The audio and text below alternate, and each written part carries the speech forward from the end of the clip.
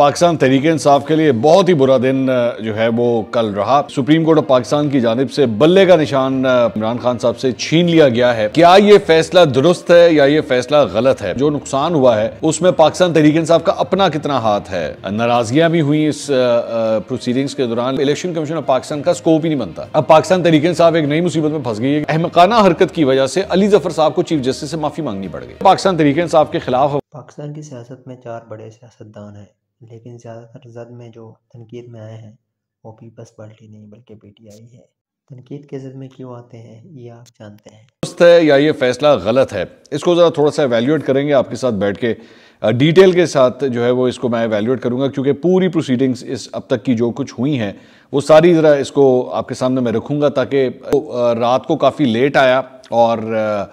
پورا دن اس کے اوپر جو ہے ڈیلیبریشنز ہوتی رہی۔ صبح 10 بجے سے اس کی کارروائی کا آغاز ہوا، بیچ میں کچھ وقفے بھی لیے گئے، ناراضگیاں بھی ہوئیں اس پروسیڈنگز کے دوران، لیکن الٹیمیٹلی جو فیصلہ اناؤنس کیا گیا 5 صفحات کا یہ فیصلہ تھا، اور چیف جسٹس قاضی فائز عیسیٰ نے یہ فیصلہ اناؤنس کیا، اور اس کے مطابق انہوں نے کہا کہ جی الیکشن کمیشن آف پاکستان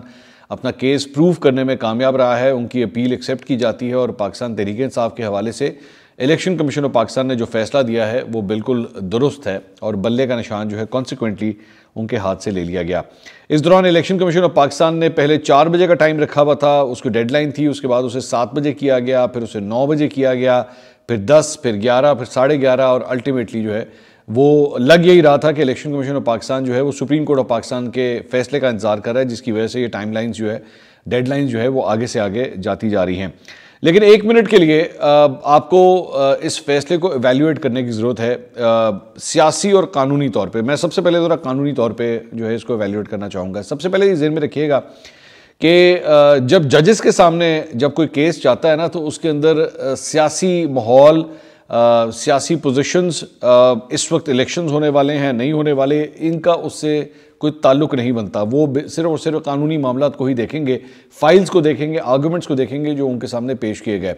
اب پاکستان تحریک انصاف نے جو چند غلطیاں کی، بہت بڑی غلطیاں کی میری نظر میں، اور میں تو شروع دن سے یہ بات کہتا ہوں، اور اس بات نے پروف کر دیا ہے کہ پاکستان تحریک انصاف کو آج اس مشکل وقت میں پھنسانے والے اگر کوئی ہے تو وہ ان کی قانونی ٹیم ہے، اور میں ابھی تھوڑی دیر میں ساری ایگزامپل جو ہے میں آپ کے سامنے رکھوں گا۔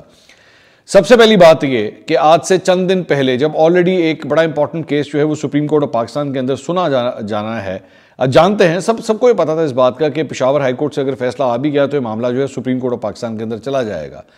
چند دن پہلے شیر افضل مروت صاحب آتے ہیں اور آ کے ایک پریس کانفرنس کرتے ہیں، اور آ کے پریس کانفرنس میں کہتے ہیں جی عمران خان صاحب نے مجھے کہا ہے کہ مجھے چیف جسٹس قاضی فائز صاحب کے اوپر اعتماد نہیں ہے۔ ٹھیک ہے، سب سے پہلی غلطی، یہ پہلی غلطی ہے جو ان کی جانب سے کی گئی۔ وہ اتنی بڑی غلطی تھی کہ جو پاکستان تحریک انصاف کے نئے چیئرمین یا موجودہ چیئرمین، اب تو وہ موجودہ بھی نہیں رہے،